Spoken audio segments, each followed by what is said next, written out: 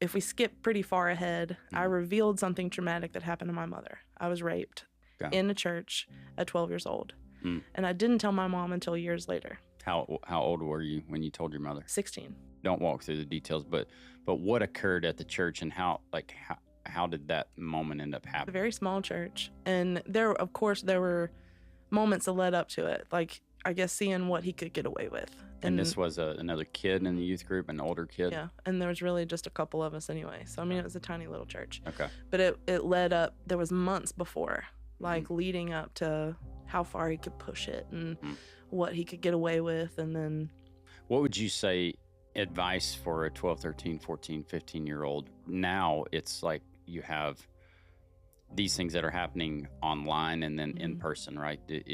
There's an essence of grooming that happens with older people, and then there's grooming that can happen with somebody that's 15, 16 years old, 4 or 5 years. Yeah. What would you encourage a young lady that's possibly going through something similar right now, of somebody is pushing them too far or past their boundaries or what they think their boundaries are? I would say, and this is something I do push with my kids, like, just don't be alone. And to be honest, it's not really just guys that girls should be, nervous. Don't be alone. Don't be alone with anybody of the opposite sex in a room. And if something does happen that makes you uncomfortable, there's got to be somebody you can tell.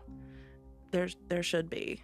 And you can just find, like, anybody. And there was an instance where another girl told her best friend, and that best friend told her mom.